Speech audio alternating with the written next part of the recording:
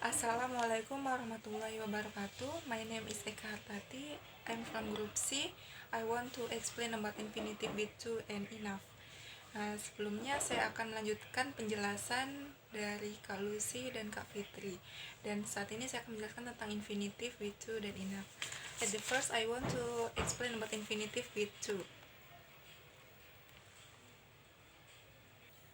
We can use it if we want to say that a situation cannot occur because someone or something has exceeded its capacity.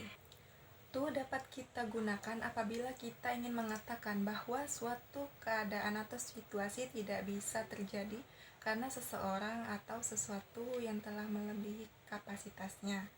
Kata to yang diikuti oleh adjektif, adverb of quantity seperti much, many, few, or little itu menyatakan bahwa suatu keadaan yang sudah mencapai dari batas normal.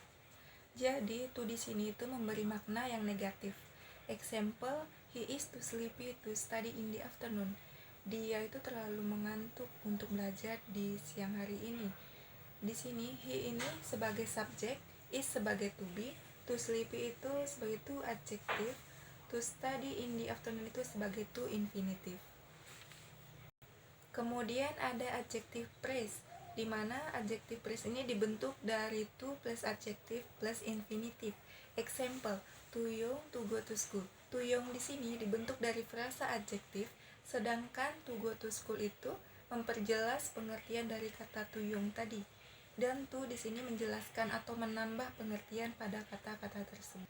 Kemudian ada adverbial phrase, dibentuk dari to plus adverb plus to infinitive. Example, too slow to catch up. Terlalu lambat untuk mengejar ketinggalan.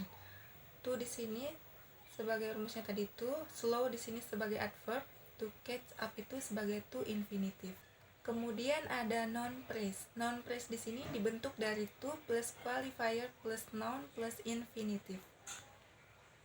Adapun example-nya too many bags to buy.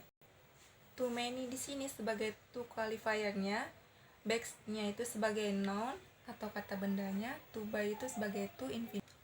In this sentence pattern, you can add prepositional phrase or object such as for me, for us, for that, for them, or for the student to declare the perpetration. Pada pola kalimat ini dapat juga kita tambahkan prepositional phrase atau frasa preposisi atau objek seperti for me, for us, for them, atau for the student untuk menyatakan pelaku. Example-nya, this bag is too heavy for a little child to carry. This bag di sini sebagai subjek, is sebagai to be, too heavy sebagai to adjektif, for a little child itu sebagai objeknya, to carry itu sebagai to infinitive. Kemudian kita masuk ke pembahasan yang kedua yaitu enough. Enough di sini dapat digunakan dalam berbagai cara menjelaskan kata sifat dan keterangan, seperti dalam warm enough, quickly enough, dan dapat juga digunakan sebagai determiner atau kata yang menjelaskan kata benda, seperti enough breath, enough experience, enough money, dan bisa juga berfungsi sebagai pronoun yaitu kata ganti. Seperti dalam kalimat that's enough, thank you, I lend you my money if you don't have enough.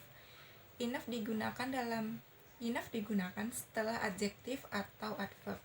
Example-nya itu good enough, slowly enough, dan contoh yang lainnya. Adapun contohnya itu the nurse spoke loudly enough for the patient to hear. The nurse di sini sebagai subjek, spoke loudly di sini sebagai adjektif atau noun-nya, terus tambah enough, terus for the patient itu sebagai for object, to hear itu sebagai to infinitive-nya. Oke, sekian penjelasan dari saya. Apabila ada kekurangan, salah dalam berkata atau menjelaskan, saya mohon maaf, dan saya mewakili teman saya mohon maaf jika ada salah kata atau cara menjelaskan. Dan jika dari teman-teman semua memiliki pertanyaan atau ada yang ingin menambahkan, kami persilahkan. Terima kasih.